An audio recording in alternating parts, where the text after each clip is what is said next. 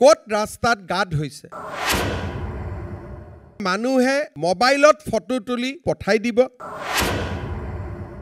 আৰু পিডব্লিউ ডিপাৰ্টমেন্টে 7 দিনৰ ভিতৰত গৈ যেটো গাত আছে গাতটো মাৰি আহিব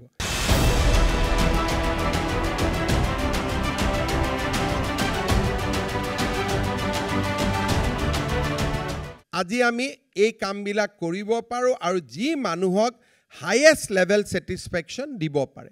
এইবাৰ আমি আৰু এটা টেকনলজিৰ প্ৰয়োগ কৰিম গুৱাহাটীকে ধৰি কেইখনমান চহৰত যে মানুহে মোবাইলত ফটো তুলি কোট ৰাস্তাত গাদ হৈছে তেওঁলোকে আমাক ফটো তুলি পঠাই দিব আৰু আমি তাক গৈ মেৰামতি কৰি দিম অৰ্থাৎ জুনে যত ৰাস্তাত দেখিছে যে ইয়াত এটা হোল হৈছে গাদ হৈছে ৰাস্তা বেয়া হৈছে ফটোখন উঠাব লাগে আৰু লগে লগে জিও ট্যাগিং তাতে আহিব মাত্ৰ এপটোত আপলোড কৰি আমাক পঠিয়াই দিব লাগে আৰু পিডব্লিউ ডিপাৰ্টমেন্টে 7 দিনৰ ভিতৰত গৈ যেটো গাত আছে গাতটো মাৰি আহিব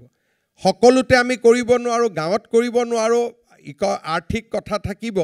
কিন্তু গুৱাহাটী যোৰহাট ডিব্ৰুগড় শিলচৰত ডেফিনেটলি আমি ইয়াক তেজপুৰত ইমপ্লিমেন্ট কৰিব পাৰো তাৰো এবাৰ আমি আৰম্ভণি কৰিম আৰু পিডব্লিউ ডিপাৰ্টমেন্টৰো ৰেকৰ্ড হ'ব যে কিমান গাত আমি মাৰিছো তাত আৰু গাতৰ সংখ্যা বঢ়াবও নোৱাৰিব গাতৰ সংখ্যা কমাবও নোৱাৰিব this bring economy to the state and this bring efficiency to the state গতিকে এনেকে আমি বহুত কাম কৰিব পাৰো যত ৰাজ্যত ইকনমিও হ'ব আৰু ইকনমিৰ লগে লগে স্যাটিসফ্যাকশনো হ'ব এই গুটেই কথাবিলাক আমি লাহে লাহে টেকনলজি লৈ যাম আৰু যেতিয়া আমি টেকনলজি লৈ যাম তেতিয়া সৰকাৰৰ ধনু ৰাহি হ'ব আৰু মানুহে হাইয়েষ্ট লেভেল স্যাটিসফ্যাকশনো লাভ কৰিবলৈ সক্ষম হ'ব